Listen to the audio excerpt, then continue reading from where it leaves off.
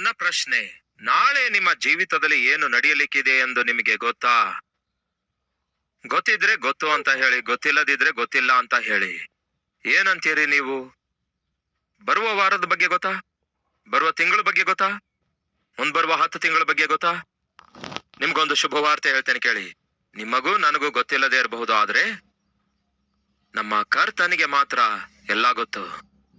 ನೀವು ನಾನು ಈ ವರ್ಷದಲ್ಲಿ, ನಮ್ಮ ಮುಂದೆ ಇರುವಂತಹ ಈ ಪ್ರಯಾಣದಲ್ಲಿ ಯಾವ ಅವಶ್ಯಕತೆ, ಯಾವ ಆಪತ್ತು, ಯಾವ ಅಪಾಯಗಳು, ಯಾವ ಆತಂಕಗಳು ನಾವು ಎದುರಿಸಲಿಕ್ಕಿದ್ದೇವೆ ಎಂಬುದಾಗಿ ನಮಗೆ ಗೊತ್ತಿಲ್ಲ. ಯಾಕೆಂದರೆ ನಮಗೆ ಭವಿಷ್ಯ ಹೇಗಿರುತ್ತೆ ಎಂದು ಗೊತ್ತಿಲ್ಲ. ಆದರೆ ನಾವು ಸೇವಿಸುವಂತಹ ದೇವರು ಭವಿಷ್ಯದಲ್ಲಿರುವ ಆತನಾಗಿದ್ದಾನೆ. ಮುಂಬರುವ ಕಾಲದಲ್ಲಿ ನಾವಿರೋದಿಲ್ಲ, ಆದರೆ ನಮ್ಮ ದೇವರು ಮುಂಬರುವ ಕಾಲದಲ್ಲಿ ಇರುವ ಆತನಾಗಿದ್ದಾರೆ. ಯೋಸೇಫನು ಎದ್ದೇಳುತ್ತಾನೆ. ನೋಡೋಣ ಬನ್ನಿ, ಮತ್ತಾಯನ ಸುವಾರ್ತೆಯಲ್ಲಿ 2ನೇ ಅಧ್ಯಾಯ 13ನೇ ವಚನ. ಬಹು ಜಾಗ್ರತೆಯಿಂದ ನಾವು ಓದಿಕೊಳ್ಳೋಣ, ಯಾಕಂದ್ರೆ ಬಹಳ ಪ್ರಾಮುಖ್ಯವಾದ ವಿಷಯಗಳನ್ನು ಕಲಿಯಲಿಕ್ಕಿದ್ದೇವೆ. ಅವರು ಹೋದ ಮೇಲೆ, ಬೇಕಾದರೆ ಅದನ್ನು ಸರ್ಕಲ್ ಮಾಡಿಕೊಳ್ಳಿರಿ. ಯಾರು ಹೋದ ಮೇಲೆ ಎಂದು ಸ್ವಲ್ಪ ಹೊತ್ತಿನಲ್ಲೇ ಹೇಳ್ತೇನೆ.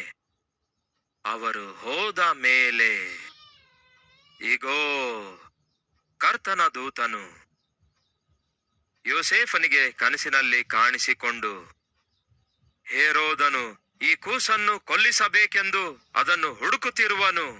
ಆದುದರಿಂದ ನೀನು ಎದ್ದು ಈ ಕೂಸನ್ನು ಇದರ ತಾಯಿಯನ್ನು ಕರಕೊಂಡು ಐಗುಪ್ತಕ್ಕೆ ಓಡಿ ಹೋಗಿ, ನಾನು ನಿನಗೆ ತಿಳಿಸುವ ತನಕ ಅಲ್ಲೇ ಇರು ಎಂದು ಅವನಿಗೆ ಹೇಳಿದನು. ಮಧ್ಯರಾತ್ರಿ ದೇವದೂತನು ಪ್ರತ್ಯಕ್ಷನಾಗಿ, ಯೋಸೇಫನೇ ಎದ್ದೇಳಬೇಕು, ಆ ಕೂಸನ್ನು ಮರಿಯಳನ್ನು ಕರೆದುಕೊಂಡು ಐಗುಪ್ತ ದೇಶಕ್ಕೆ ಹೊರಟು ಹೋಗು, ಓಡಿ ಹೋಗು. ಯಾಕೆ ದೇವರೇ ಮಧ್ಯರಾತ್ರಿಯಲ್ಲಿ ಸಡನ್ ಆಗಿ ಎದ್ದು ಹೋಗು ಅನ್ನುತ್ತಾ ಇದ್ದೀರಿ? ಯಾಕೆ ಹೋಗು ಅನ್ನುತ್ತಾ ಇದ್ದೀರಿ? ನಿನಗೆ ಗೊತ್ತಿಲ್ಲ ಯೋಸೇಫನೇ ಏನಾಗ್ಲಿಕ್ಕಿದೆ ಎಂದು. ಅದಕ್ಕೆ ಹೇಳ್ತಿದ್ದೇನೆ, ನಮಗೆ ಗೊತ್ತಿರೋದಿಲ್ಲ. ನಮ್ಮ ಜೀವಿತದಲ್ಲಿ ಯಾವ ಅಪಾಯ, ಯಾವ ಆಪತ್ತು, ಯಾವ ಆತಂಕ, ಯಾವ ಅಪಾರವಾದ ನಷ್ಟ ಬರ್ಲಿಕ್ಕಿದೆ ಎಂದು ಗೊತ್ತಿಲ್ಲ. ಆದ್ರೆ ಯಾರಿಗೆ ಗೊತ್ತು? ದೇವರಿಗೆ ಗೊತ್ತು. ನಮ್ಮನ್ನು ಪ್ರಾಣದಂತೆ ಪ್ರೀತಿಸುವ ದೇವರಿಗೆ ಗೊತ್ತು. ಈಗ ಪ್ರಾಕ್ಟಿಕಲ್ ಆಗಿ ಕೆಲವೊಂದು ಪ್ರಾಬ್ಲಮ್ಸ್ ಗಳನ್ನು ನಾವು ಅರ್ಥ ಮಾಡಿಕೊಳ್ಳೋಣ. ನಂಬರ್ 1, ಮಧ್ಯರಾತ್ರಿ ಯೋಸೇಫನಿಗೆ ದೇವದೂತ ಕಾಣಿಸಿಕೊಂಡ. ನಿಮ್ಮ ಬಗ್ಗೆ ಒಮ್ಮೆ ಆಲೋಚಿಸೋಣ. ಈ ದಿನ ನೀವು ಮಲಗಿದಾಗ ಮಧ್ಯರಾತ್ರಿಯಲ್ಲಿ ದೇವದೂತನು ಪ್ರತ್ಯಕ್ಷನಾಗಿ ಸಡನ್ ಆಗಿ ನಿಮ್ಮೊಂದಿಗೆ ಮಾತಾಡುತ್ತಾ, ನಿಮ್ಮ ಹೆಸರು ಅಬ್ರಹಾಮನಾಗಿರ್ಬೋದು, ಇಲ್ಲವೇ ನಿಮ್ಮ ಹೆಸರು ಸಾರಾ ಆಗಿರ್ಬೋದು, ಅಥವಾ ಪೇತ್ರನಾಗಿರ್ಬೋದು. ಅಬ್ರಹಾಮನೇ, ಅಬ್ರಹಾಮನೇ ಎದ್ದೇಳು, ಎದ್ದು ಇಮಿಡಿಯೇಟ್ ಆಗಿ ದುಬೈಗೆ ಹೊರಟು ಹೋಗು. ಎಲ್ಲಿಗೆ? ದುಬೈಗೆ ಹೊರಟು ಹೋಗು, ಅಮೆರಿಕಕ್ಕೆ ಹೊರಟು ಹೋಗು, ಆಸ್ಟ್ರೇಲಿಯಾಕ್ಕೆ ಹೊರಟು ಹೋಗು ಅಂತ ಹೇಳಿದ್ರೆ, ಕರ್ತನೆ ಎಷ್ಟೋ ಕಾಲದಿಂದ ಕಾದು ಎದುರು ನೋಡ್ತಾ ಇದ್ದೆ, ಯಾವಾಗ ದುಬೈಗೆ ಹೋಗೋಣ, ಯಾವಾಗ ದುಬೈಗೆ ಹೋಗೋಣ ಎಂಬುದಾಗಿ. ನನ್ನ ಹೆಂಡತಿ ಅದಕ್ಕೆ ಒಪ್ಪಲಿಲ್ಲ. ಈಗ ನೀನ್ ಹೇಳ್ತಾ ಇರೋದ್ರಿಂದ ನಾನು ಹೋಗ್ತೇನೆ ದೇವ್ರೆ ಎಂದು ಹೇಳ್ತೀರೋ? ದುಬೈ ಅಂದ್ರೆ ಸಣ್ಣ ಪಟ್ಟಣ ಅಂದ್ಕೊಂಡಿದ್ದೀರಾ? ಏನಂತೀರಿ? ರಾತ್ರಿ ದುಬೈಗೆ ಹೋಗೋದು ಸುಲಭ ಅಂತೀರಾ? ಅಷ್ಟೇ ಯಾಕೆ, ಒಂದು ವೇಳೆ ಸಡನ್ ಆಗಿ ಯಾರಿಗೋ ಆರೋಗ್ಯ ಕೆಟ್ಟಿರುವುದಕ್ಕಾಗಿಯೋ ಮತ್ತೊಂದು ಕಾರಣಕ್ಕಾಗಿಯೋ ಫೋನ್ ಮಾಡಿ ಇಮಿಡಿಯೇಟ್ ಆಗಿ ಬಾ ಅಂತ ಹೇಳಿದ್ದಾರೆ ಅಂದ್ಕೊಳ್ಳಿ. ನಾವು ಹೊರಡುವುದಕ್ಕಾಗಿ ಮೈಸೂರು ಹೊರಡುವುದಕ್ಕಾಗಿಯೋ, ಇಲ್ಲವೇ ಶಿವಮೊಗ್ಗ ಹೊರಡುವುದಕ್ಕಾಗಿಯೋ, ಇಲ್ಲವೇ ಕಲಬುರಗಿ ಹೊರಡುವುದಕ್ಕಾಗಿಯೋ ಪ್ರಯಾಣಕ್ಕೋಸ್ಕರ 1,000-2,000 ರೂಪಾಯಿ ಬೇಕಾದ್ರೆ ತಕ್ಷಣ ಹುಟ್ಟಿ ಬರ್ತಾವೋ? ನಮ್ಮಲ್ಲಿ ಎಷ್ಟು ಜನರಿಗೆ ಪ್ರಿಯರೇ 1,000, 2,000, 5,000, 10,000 ರೂಪಾಯಿ ಬೇಕಾದಾಗ ಕೈಯಲ್ಲಿ ನಯ ಪೈಸಾ ಇಲ್ಲದಿರುವಾಗ ಪಕ್ಕದ ಮನೆಯವರಿಗೋ ಎದುರುಗಡೆ ಇರುವ ಮನೆಯವರಿಗೋ ಫೋನ್ ಮಾಡಿ ಕೈ ಕಡವಾಗಿ, ಸಿಸ್ಟರ್ ಅವರೇ, ಇಲ್ಲವೇ ಅಕ್ಕ ಅವರೇ, ತಂಗಿಯವರೇ, ಇಲ್ಲವೇ ಅಣ್ಣ ಅವರೇ, ಅರ್ಜೆಂಟ್ ಆಗಿ 5,000 ಬೇಕು, ಕೊಡ್ತೀರಾ? ಏನಾಗಿದೆ, ನಮ್ಮ ಸಂಬಂಧಿಕರು ಸೀರಿಯಸ್ ಆಗಿದ್ದಾರಂತೆ, ಹಾಸ್ಪಿಟಲ್ಗೆ ಹೋಗಿ ನೋಡ್ ಬರ್ಬೇಕು, 5,000 ಇದ್ರೆ ಕೊಡಿ, 10,000 ಇದ್ರೆ ಕೊಡಿ, ತಿರುಗಿ ಬಂದ ಮೇಲೆ ಸಂಬಳ ಬಂದ್ ಕೂಡಲೇ ಕೊಡ್ತೇವೆ ಅಂತ ಹೇಳ್ತೇವೋ ಇಲ್ಲವೋ? ಇದು ಚಿಕ್ಕ ಚಿಕ್ಕ ಪ್ರಯಾಣಗಳಿಗಾಗಿಯೇ. ದೇವದೂತನು ಕನಸಿನಲ್ಲಿ ಕಾಣಿಸಿಕೊಂಡು ಹೊರಟು ಹೋಗು ಎಂದು ಹೇಳಿದಾಗ, ಈಗ ನನ್ನ ಪ್ರಶ್ನೆ, ದೇಶವಲ್ಲದ ದೇಶಕ್ಕೆ ಮಧ್ಯರಾತ್ರಿ ವೇಳೆಯಲ್ಲಿ ಅವರು ಹೊರಟು ಹೋಗಬೇಕಾದ್ರೆ ಖಚಿತವಾಗಿಯೂ ಅವರು ದುಡ್ಡಿದ್ದವರೇ ಆಗಿರಬೇಕು. ಅಷ್ಟೇ ಅಲ್ಲ, ಯೋಸೇಫನ ಹೆಂಡತಿ, ಕೂಸಾಗಿರುವ ಯೇಸು, ಪೂರ್ತಿ ಕುಟುಂಬವೆಲ್ಲ ಸೇರಿ ವಿದೇಶಕ್ಕೆ ಹೋಗಬೇಕು. ಅಲ್ಲಿ ಸಂಸಾರ ಶುರು ಮಾಡಬೇಕು, ಅಲ್ಲಿಯೇ ನಿವಾಸಿಸಬೇಕು. ಒಂದು ವೇಳೆ ಟ್ರಾನ್ಸ್ಫರ್ ಬಂದಿರುವುದಕ್ಕಾಗಿ ನೀವು ಈ ರಾಜ್ಯ ಬಿಟ್ಟು ಬೇರೆ ರಾಜ್ಯಕ್ಕಾಗಲಿ, ಈ ಪಟ್ಟಣದಿಂದ ಬೇರೆ ಪಟ್ಟಣಕ್ಕಾಗಲಿ ಒಂದು ವೇಳೆ ಹೋಗಬೇಕಾದ್ರೆ, ಟ್ರಾನ್ಸ್ಫರ್ ಆಗಿ ಹೋಗಬೇಕಾದ್ರೆ ಅದು ಅಷ್ಟು ಈಸಿ ಅಂತೀರಾ? ಅಷ್ಟು ಸುಲಭ ಅಂತೀರಾ? ಒಬ್ಬ ಟೀಚರ್ ಆಗಿದ್ದಕ್ಕಾಗಿಯೋ, ಬ್ಯಾಂಕ್ ಎಂಪ್ಲಾಯ್ ಆಗಿದ್ದಕ್ಕಾಗಿಯೋ ಟ್ರಾನ್ಸ್ಫರ್ ಬಂದ್ರೆ ಸುಲಭ ಅಂತೀರಾ? ಎಷ್ಟು ಕಷ್ಟದಿಂದ ಕೂಡಿರುತ್ತೆ ನೋಡಿ. ಮೊದಲು ನೀವು ಅಲ್ಲಿಗೆ ಹೋಗ್ಬೇಕು, ಆ ಏರಿಯಾ ನೋಡ್ಬೇಕು, ಅಲ್ಲಿ ಡಬಲ್ ಬೆಡ್ರೂಮ್ ಮನೆ ಬೇಕು, ಸಿಂಗಲ್ ಬೆಡ್ರೂಮ್ ಮನೆ ಬೇಕು, ಇಲ್ಲವೇ ಅಪಾರ್ಟ್ಮೆಂಟ್ ತಗೊಳ್ಬೇಕಾ, ಇಂಡಿಪೆಂಡೆಂಟ್ ಹೌಸ್ ತಗೊಳ್ಬೇಕಾ, ನಿಮ್ಗೆ ಅನುಕೂಲವಾದ ಏರಿಯಾ ನೋಡ್ಬೇಕು, ಅಂದ್ಕೊಂಡಂತಹ ಮನೆ ಸಿಗ್ಬೇಕು, ಅಂದ್ಕೊಂಡಂತಹ ರೆಂಟಿಗೆ ಸಿಗಬೇಕು. ಅವೆಲ್ಲ ಮುಂಚಿತವಾಗಿ ನೋಡಿ ಹುಡುಕ್ಬೇಕು. ಅನಂತರ DCM ಮಾತಾಡ್ಬೇಕು, ಇಲ್ಲವೇ ಲಾರಿ ಮಾತಾಡ್ಬೇಕು, ಸಾಮಾನೆಲ್ಲ ಅದರಲ್ಲಿ ಲೋಡ್ ಮಾಡ್ಬೇಕು. ಖರ್ಚಿನಿಂದ ಕೂಡಿರುವ, ಪ್ರಯಾಸದಿಂದ ಕೂಡಿರುವಂತಹ ಪ್ರಯಾಣ ಅದಾಗಿರುತ್ತೆ. ಅಷ್ಟು ಸುಲಭ ಅಂತೀರಾ? ಅಂಥದರಲ್ಲಿ ಈಗ ದೇಶವಲ್ಲದ ದೇಶಕ್ಕೆ ಹೋಗನ್ನುತ್ತಿದ್ದಾರೆ ದೇವರು. ಅಲ್ಲಿಗೆ ಹೋಗೋದಷ್ಟೇ ಅಲ್ಲ, ಅಲ್ಲಿಯೇ ಉಳ್ಕೋ ಅನ್ನುತ್ತಾರೆ. ನಾನು ಯಾವಾಗ ಬಾ ಅನ್ನುತ್ತೇನೋ ಅವಾಗ ಬರ್ಬೇಕು. ನೀನು 1 ವೀಕ್ ಒಳಗಡೆ ಬರ್ಬೇಕು, 1 ಮಂತ್ ಒಳಗೆ ಬರ್ಬೇಕು, 1 ಇಯರ್ ಒಳಗೆ ಬರ್ಬೇಕು, 2 ಇಯರ್ಸ್ ಒಳಗೆ ಬರ್ಬೇಕು ಎಂದು ಹೇಳಲಿಲ್ಲ. ನೀನು ಹೋಗ ಅಲ್ಲಿ ಇರು ಅಷ್ಟೇ. ಯಾವಾಗ ಬಾ ಎಂದು ಕರೆಯುತ್ತೇನೋ ಅವಾಗ ಬರ್ಬೇಕು. ಸರಿ, ಈ ಮಾತನ್ನು ಹೇಳಿದಾಗ ಯೋಸೇಫನು ಏನ್ ಮಾಡಿದನೆಂದು ಬೈಬಲ್ನಲ್ಲಿದೆ, ನೋಡೋಣ ಬನ್ನಿ. ಓದುತ್ತೇನೆ ಕೇಳಿ. ಮತ್ತಾಯನ ಸುವಾರ್ತೆ 2ನೇ ಅಧ್ಯಾಯ 14ನೇ ವಚನದಿಂದ. ನಾನು ನಿನಗೆ ಹೇಳುವ ತನಕ ಅಲ್ಲೇ ಇರು ಎಂದು ಹೇಳಿದನು. ಆಗ ಯೋಸೇಫನು ಎದ್ದು ರಾತ್ರಿ ವೇಳೆಯಲ್ಲಿ ಆ ಕೂಸನ್ನು ಅದರ ತಾಯಿಯನ್ನು ಕರೆದುಕೊಂಡು ಐಗುಪ್ತ ದೇಶಕ್ಕೆ ಹೊರಟು ಹೋದನು. ಪ್ರಿಯರೇ, ಹಲೋ, ಇಸ್ರಾಯೇಲ್ ದೇಶವನ್ನು ಬಿಟ್ಟು, ಬೆತ್ಲೆಹೇಮ್ ಗ್ರಾಮವನ್ನು ಬಿಟ್ಟು ಐಗುಪ್ತ ದೇಶಕ್ಕೆ ಹೋಗು ಅಂತ ಹೇಳಿದ್ರೆ ರಾತ್ರಿಯೇ ಹೊರಟು ಹೋದ. ಹೇಗೆ ಸಾಧ್ಯವಾಯ್ತು? ಬಹಳ ದುಡ್ಡಿರುತ್ತೆ ಅಲ್ಲವೇ? ಅಷ್ಟು ದುಡ್ಡಿಲ್ಲದಿದ್ದರೆ ರಾತ್ರೋರಾತ್ರಿ ಪ್ರಯಾಣ ಮಾಡುವಂತದ್ದು ಸಾಧ್ಯ ಅನ್ನುತ್ತೀರಾ? ಸ್ವಲ್ಪ ಎಕ್ಸಾಂಪಲ್ಸ್ ಹೇಳಿದೇನಲ್ಲವೇ? ಸಡನ್ ಆಗಿ ಇತರ ಪ್ರಾಂತ್ಯಕ್ಕೆ, ಇತರ ಪಟ್ಟಣಕ್ಕೆ ಯಾವುದೋ ಒಂದು ಕಾರಣಕ್ಕಾಗಿ ನಾವು ಹೋಗಬೇಕಾದ್ರೆ, ಸಡನ್ ಆಗಿ ಹೋಗಬೇಕಾದಾಗ ಕೈಯಲ್ಲಿ ನಯಾ ಪೈಸಾ ಇಲ್ಲದೇ ಇರುವಾಗ ಅಂತಹ ಸ್ಥಿತಿ ಎಷ್ಟು ಸಾರಿ ನಾವು ಎದುರಿಸಿಲ್ಲ? ಅಂಥದ್ರಲ್ಲಿ ದೇಶವಲ್ಲದ ದೇಶಕ್ಕೆ ಹೊರಟು ಹೋಗ ಅಂದ್ರೆ ರಾತ್ರಿ ಅವನು ಹೊರಟು ಹೋಗಿರೋದಾದ್ರೆ ನೀವೇ ಹೇಳ್ಬೇಕು ನನ್ಗೆ, ದುಡ್ಡುಳ್ಳವನೋ ಅಲ್ಲವೋ? ಅಷ್ಟಕ್ಕೂ ಯೋಸೇಫನು ಮರಿಯಳು ಇವರಿಬ್ಬರು ಐಶ್ವರ್ಯವಂತರಾಗಿದ್ರ, ಬಡವರಾಗಿದ್ರ? ನಿಮ್ಗೇನು ಅನಿಸುತ್ತೆ? ಏನ್ ಅನಿಸುತ್ತೆ ಹೇಳಿ? ಬಡವರಾಗಿದ್ರು ಅನ್ನುವವರು ಕೈ ತೋರಿಸಿ. Right, very good. ಈಗ ಐಶ್ವರ್ಯವಂತರಾಗಿದ್ದಾರೆ ಅನ್ನುವರು ಕೈ ತೋರಿಸಿ. ಎಸ್, ಕೆಲವರು ಕೈ ತೋರಿಸ್ತಾ ಇದ್ದೀರಿ. ಲೂಕನ ಸುವಾರ್ತೆ 2ನೇ ಅಧ್ಯಾಯ 22ನೇ ವಚನ. ಬಳಿಕ ಮೋಶೆಯ ಧರ್ಮಶಾಸ್ತ್ರದ ಪ್ರಕಾರ ಅವರ ಸೂತಕ ಕಳೆಯುವುದಕ್ಕೆ ತಕ್ಕಷ್ಟು ದಿನಗಳು ತುಂಬಲು ಪ್ರತಿ ಚೊಚ್ಚಲು ಗಂಡೆಲ್ಲ ಕರ್ತನಿಗೆ ಮೀಸಲೆನಿಸಿಕೊಳ್ಳುವುದು ಎಂಬುದಾಗಿ ಕರ್ತನ ಧರ್ಮಶಾಸ್ತ್ರದಲ್ಲಿ ಬರೆದಿರುವಂತೆ ಆತನನ್ನು ಕರ್ತನಿಗೆ ಸಮರ್ಪಿಸಬೇಕಾಗಿತ್ತು. ಕರ್ತನ ಧರ್ಮಶಾಸ್ತ್ರದಲ್ಲಿ ಹೇಳಿರುವಂತೆಯೇ 1 ಜೋಡಿ ಬೆಳವಕ್ಕಿಯಾಗಲಿ, 2 ಪಾರಿವಾಳದ ಮರಿಗಳನ್ನಾಗಲಿ ಬಲಿಯಾಗಿ ಅರ್ಪಿಸುವುದಕ್ಕೋಸ್ಕರ ಅವರು ಆ ಕೂಸನ್ನು ಯೆರೂಸಲೇಮಿಗೆ ತೆಗೆದುಕೊಂಡು ಹೋದರು. ಯೋಸೇಫನು ಬೆತ್ಲೆಹೇಮಿನಿಂದ ಯೆರೂಸಲೇಮ್ ಪಟ್ಟಣದಲ್ಲಿರುವ ದೇವರ ಆಲಯಕ್ಕೆ ಬರುತ್ತಾರೆ. ಯಾಕೆ ಬಂದ್ರಂತೆ?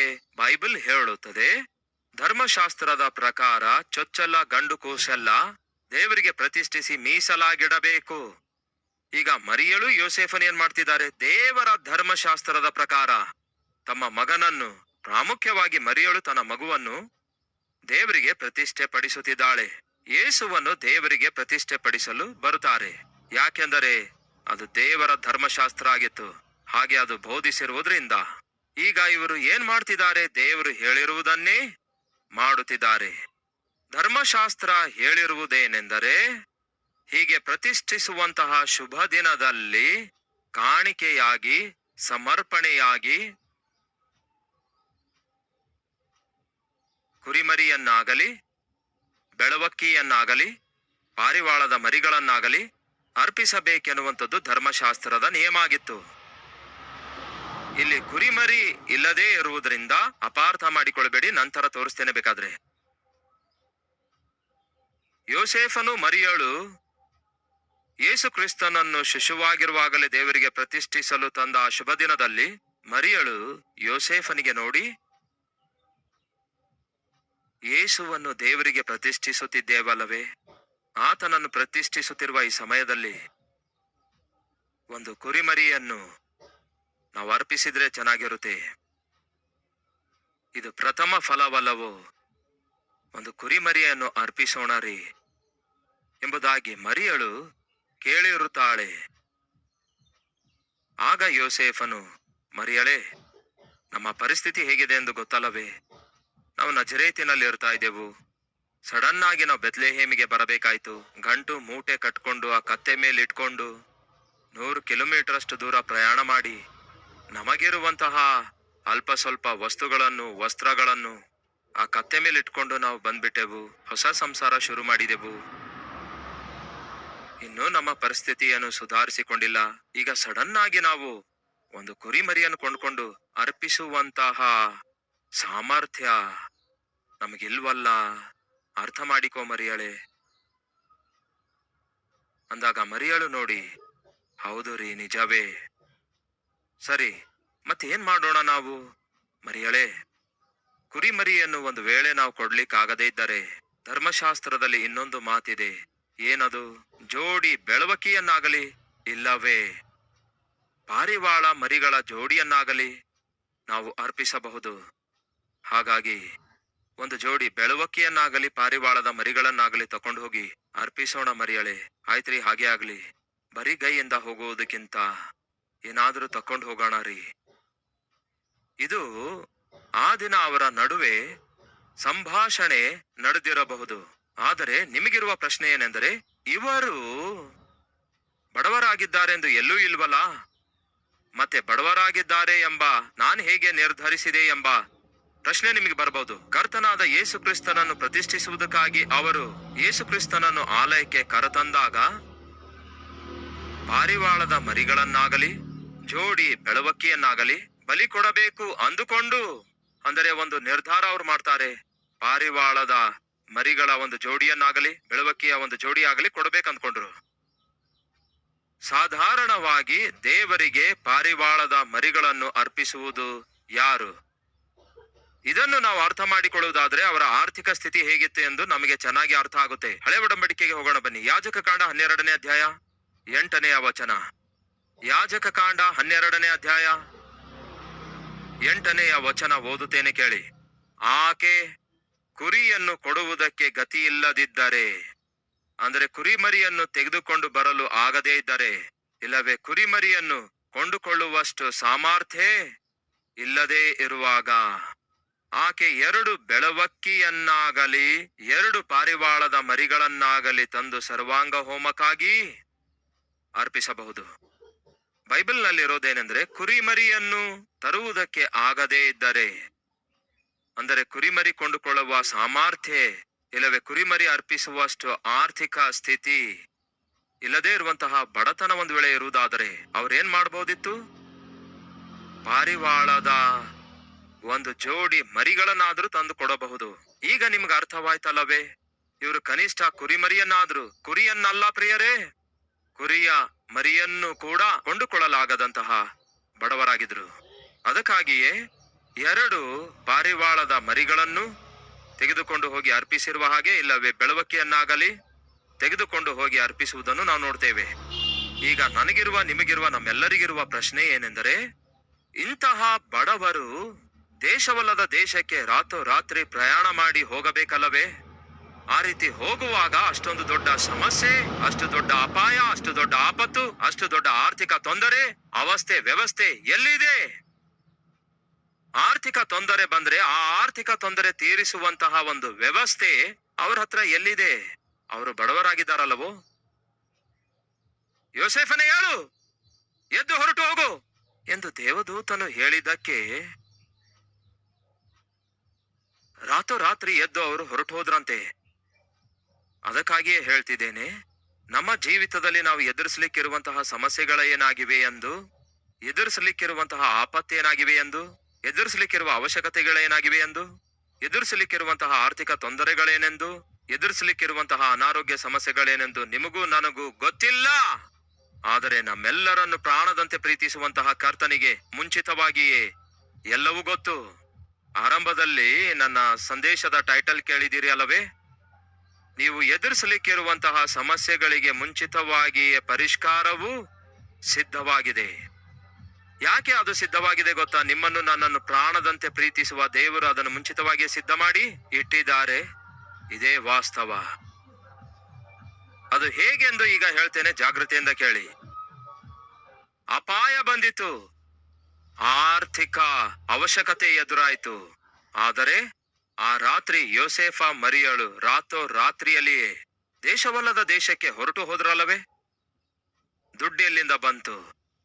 ಹೊರಟು ಹೋದ್ರಲ್ಲವೇ? ಹಾಗೆ ಅವರು ಹೊರಟು ಹೋಗುವುದಕ್ಕಾಗಿ ಯಾರವರಿಗೆ ದುಡ್ಡು ಕೊಟ್ರು? ಎಲ್ಲಿಂದ ದುಡ್ಡು ಬಂದ್ವು? ಹೇಗೆ ಅವರು ಅಷ್ಟೊಂದು ಧೈರ್ಯದಿಂದ ದೇಶವಲ್ಲದ ದೇಶಕ್ಕೆ ಹೋಗಿ ಅಷ್ಟು ದೂರದಲ್ಲಿ ಅವರು ಉಳ್ಕೊಂಡ್ರು? ಅವರ ದಾರಿಯ ಖರ್ಚೆಲ್ಲ ಯಾರು ಕೊಟ್ರು? ಇದು ಪ್ರಶ್ನೆ. ಅವರು ಹೋದ ಮೇಲೆ, ಆರಂಭದಲ್ಲಿ ಓದಿದೇನಲ್ಲವೇ? ನೆನಪಿದೆಯಾ? ಯಾವಾಗ ಅಂತೆ ದೇವದೂತನು ಪ್ರತ್ಯಕ್ಷವಾದದ್ದು ಹೇಳ್ರಿ? ಹೇಳ್ತೇನೆ ಕೇಳಿ. ಅವರು ಹೋದ ಮೇಲೆಯೇ ದೇವದೂತನು ಅವರಿಗೆ ಪ್ರತ್ಯಕ್ಷನಾದನು. ಯಾರು ಹೋದ ನಂತರ? ಯಾರೋ ಅವರು? ಮೇಲ್ಗಡೆ ಕಾಣಿಸುತ್ತೆ ನಿಮಗೆ ಯಾರೋ ಅವರೆಂದು. 3 ಜ್ಞಾನಿಗಳು. 3 ಜನ ಜ್ಞಾನಿಗಳು, ಇಲ್ಲವೇ ಎಷ್ಟು ಜನ ಎಂದು ಎಕ್ಸಾಕ್ಟ್ ಆಗಿ ನಮ್ಗೆ ಗೊತ್ತಿಲ್ಲ. ಆದ್ರೆ ಅವರು ತಂದ ಬಹುಮಾನಗಳ ಮೇರೆಗೆ ನಾವು 3 ಜನ ಅಂದ್ಕೊಳ್ತೇವೆ. ನೋಡೋಣ ಬನ್ನಿ, ಮತ್ತಾಯ 2:10. ಅವರು ನಕ್ಷತ್ರವನ್ನು ಕಂಡು ಅತ್ಯಂತ ಸಂತೋಷಪಟ್ಟರು ಮತ್ತು ಆ ಮನೆಯೊಳಕ್ಕೆ ಹೋಗಿ ಆ ಕೂಸನ್ನು ಅದರ ತಾಯಿಯಾದ ಮರಿಯಳ ಬಳಿಯಲ್ಲಿ ಕಂಡು ಅದಕ್ಕೆ ಸಾಷ್ಟಾಂಗ ನಮಸ್ಕಾರ ಮಾಡಿ ತಮ್ಮ ಗಂಟನ್ನು ಬಿಚ್ಚಿ ಅದಕ್ಕೆ ಚಿನ್ನ, ಧೂಪ, ರಕ್ತ ಬೋಳಗಳನ್ನು ಕಾಣಿಕೆಯಾಗಿ ಕೊಟ್ಟರು. 13ನೇ ವಚನ. ಅವರು ಹೋದ ಮೇಲೆ ಇಗೋ, ಕರ್ತನ ದೂತನು ಕನಸಿನಲ್ಲಿ ಯೋಸೇಫನಿಗೆ ಪ್ರತ್ಯಕ್ಷನಾಗಿ ಹೇಳುತ್ತಾನೆ, ಯೋಸೇಫನೇ, ಆಪತ್ತು ಬಂದಿತು. ಯೋಸೇಫನೇ, ಅಪಾಯ ಬಂದು ಬೀಳಲಿಕ್ಕಿದೆ, ಹೊರಟು ಹೋಗು ಹೋಗು ಅನ್ನುತ್ತಾನೆ. ಈಗ ಜಾಗ್ರತೆಯಿಂದ ಕೇಳಿ. ಯೇಸು ಕ್ರಿಸ್ತನು ಜನಿಸಿದ್ದಾರೆಂದು, ಲೋಕರಕ್ಷಕನು ಉದಯಿಸಿದಾನೆಂದು ಜ್ಞಾನಿಗಳಿಗೆ ಗೊತ್ತಾದಾಗ ಅವರು ಹೇಗೆ ಬರುತ್ತಾರೆ? ಬರಿಗೈಯಿಂದ ಬರುತ್ತಾರೋ, ಕಾಣಿಕೆಯಿಂದ ಬರುತ್ತಾರೋ? ಇಲ್ಲವೇ ಶ್ರೇಷ್ಠವಾದ ಕಾಣಿಕೆಗಳೊಂದಿಗೆ ಬಂದರೋ? ಹೇಗೆ ಬಂದರು? ಅವರು ಬರಿಗೈಯಿಂದ ಬರಲಿಲ್ಲ. ಅವರ ಪ್ರಾಂತ್ಯದಲ್ಲಿ, ಅವರ ದೇಶದಲ್ಲಿ ಅವರಿಗೆ ಲಭ್ಯವಿರುವಂತವುಗಳಲ್ಲಿ ಶ್ರೇಷ್ಠವಾದದ್ದನ್ನು ತಂದು ಯೇಸುವಿಗೆ ಕಾಣಿಕೆಯಾಗಿ ಕೊಟ್ಟು ಪೂಜಿಸಿದ್ರು. ಕೇಳಿ ಸಹೋದರ ಸಹೋದರಿಯರೇ, ಆ ಜ್ಞಾನಿಗಳು ಯೇಸು ಕ್ರಿಸ್ತನ ಮೇಲೆ ಇರುವಂತಹ ಭಯವನ್ನು, ಭಕ್ತಿಯನ್ನು, ಹಾಗೆಯೇ ಅವರು ತಮ್ಮ ಪ್ರೀತಿಯನ್ನು, ಕೃತಜ್ಞತೆಯನ್ನು ತಿಳಿಯಪಡಿಸುತ್ತಿದ್ದಾರೆ. ನಾವು ದೇವರ ಸನ್ನಿಧಿಗೆ ಬರುವಾಗ ನೀವು ನಿಮಗಿರುವಂತಹ ಸ್ಥಿತಿಯಲ್ಲಿಯೇ ಕೋಟ್ಯಾಧೀಶ್ವರರು ನೀವಿದ್ದೀರಿ ಅಂದ್ಕೊಳ್ತಿಲ್ಲ. ನಮ್ಮಲ್ಲಿ ಬಹಳಷ್ಟು ಜನ ಬಡವರಿದ್ದೀರಿ. ಹಾಗಾದರೆ ನಿಮಗೊಂದು ಶುಭವಾರ್ತೆ. ನಿಮ್ಮ ಬಡತನದಲ್ಲಿಯೇ, ನಿಮಗಿರುವುದರಲ್ಲಿಯೇ ಶ್ರೇಷ್ಠವಾದದ್ದನ್ನು ತಂದು ಕರ್ತನಿಗೆ ಕೊಡುವುದಾದರೆ, ಅದು 1 ರೂಪಾಯಿ ಆಗಿರ್ಬೋದು, 5 ರೂಪಾಯಿ ಆಗಿರ್ಬೋದು, ಇಲ್ಲವೇ 10 ರೂಪಾಯಿ ಆಗಿರ್ಬೋದು. ನಿಮ್ ಹತ್ರ ಇರೋದು ಅದೇ ಶ್ರೇಷ್ಠವಾದದ್ದಾಗಿದೆ. ಅದನ್ನೇ ತಂದು ಕರ್ತನಿಗೆ ಕೊಟ್ಟಿದ್ದೀರಿ. ಅದನ್ನೇ ನನ್ನ ಕರ್ತನು ತನ್ನ 2 ಕಣ್ಣುಗಳಿಂದ ನೋಡುತ್ತಾರೆ. ಏನನ್ನು? ನಿಮಗಿರುವುದರಲ್ಲಿಯೇ ಶ್ರೇಷ್ಠವಾದದ್ದನ್ನು ಪ್ರೀತಿಯಿಂದ ನೀವು ತರುವಾಗ. ಸೊ ದೇವರ ಸನ್ನಿಧಿಗೆ ನೀವು ಬರುವಾಗ ಗಮನಿಸಿ ಪ್ರಿಯರೇ, ನೀವು ರಾಜಾದಿ ರಾಜನು, ಕರ್ತರ ಕರ್ತನೂ ಆಗಿರುವ ದೇವರಿಗೆ ನಿಮ್ಮ ಬಹುಮಾನ ಕೊಡ್ಲಿಕ್ಕಿದ್ದೀರಿ, ನಿಮ್ಮ ಕಾಣಿಕೆ ಕೊಡ್ಲಿಕ್ಕಿದ್ದೀರಿ. ಸಾಧಾರಣವಾಗಿ ನಾನು ಯಾವತ್ತೇ ನಿಮ್ಮಿಂದ ಕಾಣಿಕೆ ತೆಗೆದು ಪಡೆದುಕೊಳ್ಳಲಿಲ್ಲ. ಆಯಾ ಸಂದರ್ಭದಲ್ಲಿ, ಅಂದರೆ ನನ್ನ ಬರ್ತ್ಡೇ ಸಂದರ್ಭದಲ್ಲಿ ನಿಮ್ಮಲ್ಲಿ ಅನೇಕರು ಕಾಣಿಕೆ ಕೊಡಲು ಬಯಸಿದ್ರಿ. ಕೆಲವರು ಮುಂದೆ ಬಂದು ಕೊಟ್ಟಿದ್ದೀರಿ. ಯಾರಾದ್ರೂ ವಿಸಿಟಿಂಗ್ ಅವರ್ಸ್ಗೆ ಬಂದಾಗ ನನಗೇನಾದ್ರೂ ಕಾಣಿಕೆ ಕೊಟ್ಟಿದ್ದೀರಾ? ಅದೇನು ಬ್ರದರ್, ಅವಾಗ ನಾನು ಒಂದು 30,000 ಕೊಟ್ಟಿದ್ದೇನಲ್ಲವೇ? ಏನು ಅಂತವ್ರು ಯಾರಾದ್ರೂ ಇದ್ರೆ ಕೈ ತೋರಿಸುವಿರಾ? 30,000 ಕೊಟ್ಟೆ, 20,000 ಕೊಟ್ಟೆ, 10,000 ಕೊಟ್ಟೆ, 5,000 ಕೊಟ್ಟೆ, ಕಣ್ಣಿಗೆ ಮುಟ್ಕೊಂಡು ಕೂಡ ನೀವು ತಕೊಂಡ್ರಿ ಅನ್ನುವಂಥವ್ರು ಯಾರಾದ್ರೂ ಇದ್ದೀರಾ? ಸೊ ನಿಮ್ಮೆಲ್ಲರಿಗೂ ಗೊತ್ತು, ಕಲ್ವರಿ ಟೆಂಪಲ್ ಪ್ರಾರಂಭಿಸಿದ ದಿನದಿಂದ ಈ ದಿನದವರೆಗೂ ಯಾರೇ ಆಗಲಿ ನನಗೆ ಯಾವತ್ತಾದ್ರೂ ಕಾಣಿಕೆ ಕೊಡಲು ಬಂದಾಗ, ವಿಸಿಟಿಂಗ್ ಅವರ್ಸ್ ನಲ್ಲಿ ಕೊಡಲು ಬಂದಾಗ, ಪಕ್ಕದಲ್ಲಿ ಆಫರಿಂಗ್ ಬಾಕ್ಸ್ ಇದ್ರೆ ಅದರಲ್ಲೇ ಹಾಕಿ ಎಂದು ಹೇಳಿದೆ. ಇಲ್ಲ ಬ್ರದರ್, ಇದು ನಿಮಗೋಸ್ಕರ ವಿಶೇಷವಾಗಿ ಕೊಡ್ತಿದ್ದೇವೆ ಅಂದಾಗ ನಾನು ಹೇಳಿದ್ದೇನು? ನನಗೂ ದೇವರಿಗೆ ಒಂದು ನಿಬಂಧನೆ ಇದೆ, ನನ್ನದೆಲ್ಲ ದೇವರದಾಗಿದೆ, ಹಾಗಾಗಿ ಕಾಣಿಕೆ ಅದರಲ್ಲೇ ಹಾಕಿ ಅಂದೆ. ಹಾಗೆಯೇ ನೀವು ಕಾಣಿಕೆ ಬಾಕ್ಸ್ ಅಲ್ಲೇ ನಿಮ್ಮ ಕಾಣಿಕೆ ಎಲ್ಲ ಹಾಕ್ತಾ ಬಂದಿರಿ. ಒಂದು ವೇಳೆ ಈ ದಿನ ಇಲ್ಲಿ ನಿಂತು, ಈ ದಿನ ನೀವು ಕೊಡುವ ಕಾಣಿಕೆ ನಾನು ತೆಗೆದುಕೊಳ್ಳಲಿಕ್ಕಿದ್ದೇನೆ ಎಂದು ಹೇಳಿ ನಾನು ನಿಂತಿದ್ದೇನೆ ಅಂದ್ಕೊಳ್ಳಿ. ನಿಮ್ಮಲ್ಲಿ ಎಷ್ಟು ಜನ ನಿಮಗಿರುವುದರಲ್ಲಿಯೇ ಶ್ರೇಷ್ಠವಾದದನ್ನು ಕೊಡ್ಲಿಕ್ಕಿದ್ದೀರಿ ಎಂದು ಒಮ್ಮೆ ಕೈ ತೋರಿಸುವಿರಾ? ಕೈ ತೋರಿಸುವಿರಾ? ಕೈ ತೋರಿಸುವಿರಾ? ಕೈ ತೋರಿಸುವಿರಾ? ಕೆಲವರು ಅಂದ್ಕೊಳ್ಬಹುದು, ನಂದು ಟೈಮ್ ಸರಿ ಇಲ್ಲ ಏನೋ. ನಿಮ್ ಟೈಮ್ ಸರಿಯಾಗೇ ಇದೆ, ನೀವು ಚಿಂತಿಸುವ ಅವಶ್ಯಕತೆ ಇಲ್ಲ. ಸೊ ಒಂದು ವೇಳೆ ನೀವು ಬಹಳವಾಗಿ ಪ್ರೀತಿಸುವ ನಿಮ್ಮ ಸೇವಕನಾಗಿ ನಾನು ಕಾಣಿಕೆಗಾಗಿ ನಿಂತ್ಕೊಂಡರೆ, ನೀವು ಕೊಡುವ ಕಾಣಿಕೆ ನಾನು ತೆಗೆದುಕೊಳ್ತೇನೆ ಎಂದು ಗೊತ್ತಾಗುವಾಗ ಖಚಿತವಾಗಿ ನೀವು ಶ್ರೇಷ್ಠವಾದದ್ದನ್ನೇ ಕೊಡ್ತೀರಿ, ಅದರಲ್ಲಿ ಸಂದೇಹವೇ ಇಲ್ಲ. ಆದರೆ ವಾಸ್ತವ ಹೇಳ್ತೇನೆ ಕೇಳಿ, ನನಗಿಂತಲೂ ಶ್ರೇಷ್ಠನಾದವನು ನಮ್ಮ ಕರ್ತನಾದ ಯೇಸು ಕ್ರಿಸ್ತನಾಗಿದ್ದಾರೆ. ಸೊ ನೀವು ಕಾಣಿಕೆ ಕೊಡುವಾಗ ಅದನ್ನು ನಾನು ದೇವರಿಗೆ ಕೊಡ್ತಿದ್ದೇನೆ ಎಂಬ ಆಲೋಚನೆಯಿಂದ ನೀವು ಕೊಡುವಾಗ ಯಾವತ್ತೇ ಆಗಲಿ ನೀವು ಕಡಿಮೆ ಕೊಡುವ ಆಲೋಚನೆ ಮಾಡುವುದಿಲ್ಲ. ಕಡಿಮೆ ಅಂದ್ರೆ ಲೀಸ್ಟ್, ಬೆಸ್ಟ್ ಆಗಿರುವುದನ್ನೇ ಕೊಡ್ತೀರಿ. ಯಾಕೆಂದ್ರೆ ದೇವರ ಮೇಲೆ ನಿಮಗಿರುವ ಪ್ರೀತಿ ಹಾಗಿರುತ್ತೆ. ಅದೊಂದು ಪ್ರೀತಿ ಆಗಿರ್ಬೋದು, ಭಕ್ತಿ ಆಗಿರ್ಬೋದು, ಕೃತಜ್ಞತೆಯ ಭಾವ ಆಗಿರ್ಬೋದು ಎಂಬುದನ್ನು ಮರೆಯಬೇಡಿರಿ ಎಂದು ನಾನು ಮನವಿ ಮಾಡಿಕೊಳ್ಳುತ್ತೇನೆ. ಜ್ಞಾನಿಗಳು ಬಂದು ಯೇಸುವಿಗೆ ಸಾಷ್ಟಾಂಗವಾಗಿ ನಮಸ್ಕರಿಸಿ ಪೂಜಿಸಿ ಅವರೇನ್ ಮಾಡುತ್ತಾರೆ ಗೊತ್ತಾ? ಅವರಲ್ಲಿ ಒಬ್ಬ ಜ್ಞಾನಿಯೇನೋ ಬಂಗಾರ ತಂದಿದ್ದ, ಮತ್ತೊಬ್ಬನೇನೋ ರಕ್ತಬೋಳ ತಂದಿದ್ದ, ಇನ್ನೊಬ್ಬನೇನೋ ಸಾಂಬ್ರಾಣಿಯನ್ನು ತಂದಿದ್ದ. ಆ ರೀತಿಯಾಗಿ ಅವರು ಕೊಟ್ಟು ಹೋದ್ರೋ ಇಲ್ಲವೋ ಆ ರಾತ್ರಿಯಲ್ಲಿಯೇ, ಅರ್ಥವಾಯ್ತಾ ನಿಮ್ಗೆ ಏನೆಂದು? ಆ ರಾತ್ರಿಯಲ್ಲಿ ದೇವದೂತನಿಗೆ ಪ್ರತ್ಯಕ್ಷನಾಗಿ, ಹೊರಟು ಹೋಗು ಯೋಸೇಫನೇ ಅನ್ನುತ್ತಾನೆ. ಪ್ರಮಾದ ಹೊಂಚಿ ಹಾಕಿಕೊಂಡಿದೆ, ಅಪಾಯ ಬರ್ಲಿಕ್ಕಿದೆ, ಮಗುವಿನ ಪ್ರಾಣಕ್ಕೆ ಅಪಾಯವಿದೆ, ಹೊರಟು ಹೋಗು. ಅಯ್ಯ, ಸಡನ್ ಆಗಿ ಹೊರಟು ಹೋಗನ್ನುತ್ತಾ ಇದ್ದೀರಿ, ನನ್ನ ಹತ್ರ ನಯಾ ಪೈಸಾ ಇಲ್ವಲ್ಲ. ಯೋಸೇಫನೇ, ಯಾಕೆ ನಯಾ ಪೈಸಾ ಇಲ್ಲ ಅನ್ನುತ್ತಿ? ಈ ಕಷ್ಟ ಬರ್ತಾ ಇರುವುದಕ್ಕಾಗಿ ತಾನೆ ದೇವರು ಜ್ಞಾನಿಗಳನ್ನು ಕಳುಹಿಸಿ ಬಂಗಾರದ ಪೆಟ್ಟಿಯನ್ನೇ ನಿನ್ನ ಮನೆಯಲ್ಲಿಟ್ಟಿರೋದು. ಬಾಯ, ಇನ್ನು ಹೊರಡಬೇಕು. ಬಾ, ಈಗ ಹೊರಡಬೇಕು. ನಿಮಗೆ ಬರ್ಲಿಕ್ಕಿರುವ ಸಮಸ್ಯೆ, ನಿಮಗೆ ಬರ್ಲಿಕ್ಕಿರುವ ಕಷ್ಟ, ನಿಮಗೆ ಬರ್ಲಿಕ್ಕಿರುವ ಆಪತ್ತು, ಅವಶ್ಯಕತೆ ಆ ದೇವರಿಗೆ ಗೊತ್ತಿರುವುದರಿಂದಲೇ ಮುಂಚಿತವಾಗಿಯೇ ನಿನ್ನ ಮನೆಯಲ್ಲಿ ಸಮೃದ್ಧಿಯನ್ನು ದೇವರು ಏರ್ಪಡಿಸಿಟ್ಟಿದ್ದಾರೆ.